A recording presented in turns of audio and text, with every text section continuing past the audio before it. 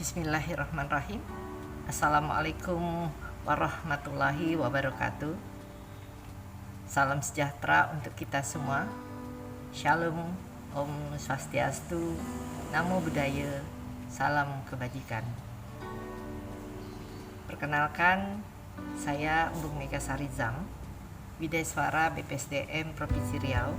Hari ini saya peserta workshop latihan kepemimpinan pengawas yang ditaja oleh Kementerian Pedesaan bekerjasama dengan Lembaga Administrasi Negara Republik Indonesia.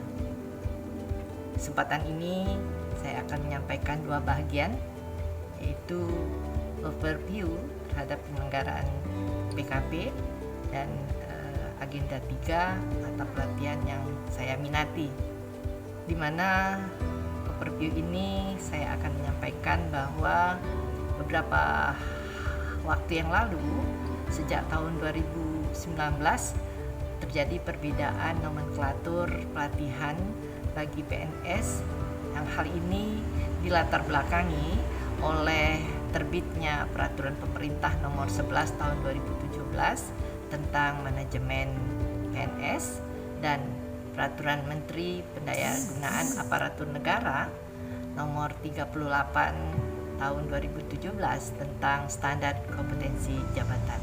Kemudian kita ketahui juga bahwa pemerintah membutuhkan pemenuhan kompetensi ASN berdasarkan akuntabilitas jabatan dan profil jabatan melalui pemenuhan kompetensi manajerial. Dari kedua peraturan tersebut, maka Lembaga Administrasi Negara Republik Indonesia melakukan penyempurnaan Diklat PIM 3 dan Diklat PIM 4 dengan pengembangannya adalah dituangkan di dalam pelatihan kepemimpinan administrator dan pelatihan kepemimpinan pengawas. Adapun dasar hukum pelatihan tersebut adalah Undang-Undang Nomor 5 Tahun 2014, Pasal 43 dan Pasal 69 Ayat 3 huruf B. Kemudian juga dituangkan di dalam Peraturan Pemerintah Nomor 11 Tahun 2017 tentang manajemen PNS di dalam Pasal 52 Ayat 2, kemudian huruf A dan B, serta Pasal 217 ayat 5. Kemudian terbit Peraturan Lembaga Administrasi Negara Nomor 15 Tahun 2019 tentang pelatihan kepemimpinan pengawas. Selanjutnya juga terbit Keputusan Kepala Lembaga Administrasi Negara Nomor 1005 tentang pedoman tahun 2019 tentang pedoman penyelenggaraan PKP dan nomor 1006 tahun 2019 tentang kurikulum pelatihan kepemimpinan pengawas. Kita bisa lihat di dalam Peraturan Kepala Lembaga Administrasi Negara Republik Indonesia nomor 15 tahun 2019 tentang pelatihan kepemimpinan pengawas. Di sana kompetensi yang dibangun untuk PKP adalah kompetensi kepemimpinan yang melayani sebagai kompetensi manajerial. Baik, kita juga melihat bahwa pada Diklat PIM 4 ada 5 agenda, sementara pada PKP ada 4 agenda. Pada Diklat PIM 4 5 agenda, 2 kali off campus, sementara di PKP hanya 1 kali off campus. Adapun kurikulum agenda PKP, 1 agendanya adalah kepemimpinan Pancasila dan bela negara, yang di dalamnya ada etika dan integritas kepemimpinan Pancasila serta bela negara kepemimpinan Pancasila. Agenda 2, diagnosa organisasi, berpikir kreatif dalam pelayanan, membangun tim efektif, dan kepemimpinan dalam pelaksanaan pekerjaan. Di agenda ketiga adalah mata pelatihannya teknik komunikasi publik, perencanaan kegiatan pelayanan publik, penyusunan RKA, pelayanan publik digital, kemudian manajemen mutu, kemudian manajemen pengawas, serta pengendalian pelaksanaan kegiatan. Untuk agenda 4, di sana ada aktualisasi kepemimpinan, yaitu 1 dikemas dalam studi lapangan, pelayanan publik, dan rencana aksi perubahan kinerja pelayanan publik. Baik, PKP ini ditaja selama 96 hari kerja, setara dengan 830 jam pelajaran. Kemudian nanti akan dilakukan juga evaluasi. Pertama, evaluasi substansi sebanyak 15%, evaluasi studi lapangan 20%, evaluasi aksi perubahan 50%, dan evaluasi sikap perilaku 15%.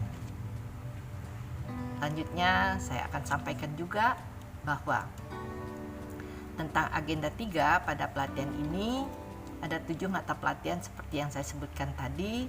Pertama, teknik komunikasi publik, kemudian perencanaan kegiatan pelayanan publik, penyusunan RKA, terus pelayanan publik digital, kemudian manajemen mutu dan manajemen pengawas, serta pengendalian kegiatan.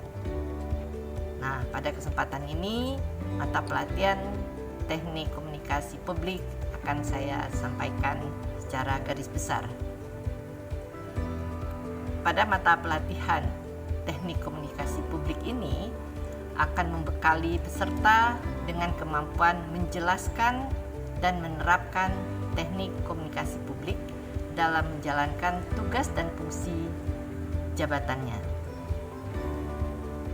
Hasil belajarnya adalah diharapkan peserta mampu menerapkan teknik komunikasi publik dalam menjalankan tugas dan perannya sebagai pemimpin di jenjang pengawas, sehingga peserta mampu memberikan pelayanan optimal. Untuk indikator hasil belajar, di sini peserta diharapkan dapat menjelaskan konsep komunikasi publik, kemudian mengembangkan keterampilan komunikasi dan bahasa tulisan. Selanjutnya, peserta dapat mempraktekkan public speaking dan presentasi yang efektif. Saya juga akan menyampaikan bahwa ada 3 materi pokok di dalam teknik komunikasi publik ini. Pertama, konsep komunikasi publik. 2, komunikasi asertif bahasa tulisan. 3, public speaking serta presentasi yang efektif. Adapun waktu pelaksanaan mata pelatihan teknik komunikasi publik ini sebanyak 9 jam pelajaran, setara dengan 405 menit. Selanjutnya saya akan menyampaikan bahwa di dalam pelaksanaan pemberian mata pelatihan itu saya tuangkan sebanyak 3 bagian. Saya bagi menjadi 3 bagian, yaitu pertama pembukaan, kemudian isi materi, kemudian juga penutup. Pada saat pembukaan, saya alokasikan waktu 30 menit. Isinya adalah perkenalan antara widesuara dengan peserta dan sebaliknya. Saya akan mengajak mereka merasa nyaman di dalam ruangan. Kemudian baru saya mengajak mereka untuk brainstorming agar mereka yang sudah membaca modul menjadi lebih terbuka. Penyampaian mata pelatihan saya sampaikan sekali jalan, kemudian alokasi waktu secara keseluruhan saya sebutkan, kemudian deskripsi singkat dari mata pelatihan itu saya masukkan, kemudian tujuan pembelajaran, hasil belajar, indikator belajar saya sampaikan di saat pembukaan materi. Kemudian saya sebutkan ada 3 materi pokok seperti yang saya sebutkan tadi adalah konsep komunikasi publik, komunikasi asertif, bahasa tulisan, dan public speaking, serta presentasi yang efektif.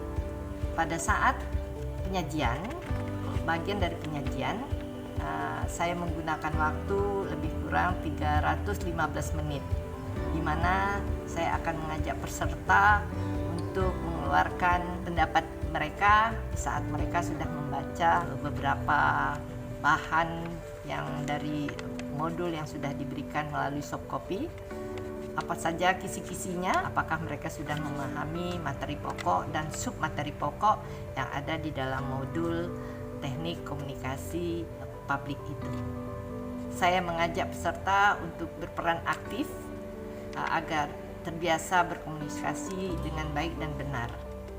Dan di situ saya akan melihat bahwa peserta yang aktif akan terbiasa menyampaikan pendapat-pendapatnya dengan baik dan benar. Saya akan mengajak untuk peserta agar mereka tahu bahwa sebagai seorang pengawas, mereka tidak lagi berdiam bahasa di dalam mengemukakan pendapat. Itu adalah bagian dari kecerdasan kemampuan berkomunikasi. Apabila mereka biasa komunikasi dengan baik dan benar, maka komunikasi pembelajaran itu akan lebih lancar. Selanjutnya saya akan menyampaikan bagian terakhir di mana saya mengajak peserta untuk perhatikan lagi mata pelatihan dari awal sampai akhir, dan saya akan merangkum mata pelatihan itu dengan mengajak rekan-rekan untuk tetap aktif di dalam pembelajaran. Kemudian saya lakukan evaluasi essay kepada mereka agar mereka tahu bahwa pembelajaran ini ada output yang diharapkan. Untuk penutup ini saya gunakan waktu lebih kurang 60 menit. Terakhir, saya mengajak peserta untuk tetap bersemangat menjadi peserta yang penuh disiplin dan tanggung jawab karena sudah berkomitmen menjadi peserta dari awal sampai akhir. Mudah-mudahan mereka menjadi calon pemimpin masa depan bangsa. Demikian yang saya sampaikan, bahwa preview dan agenda peminatan saya hari ini. Sekian. Akhirul kalam, billahi taufiq wal hidayah. Wassalamualaikum warahmatullahi wabarakatuh.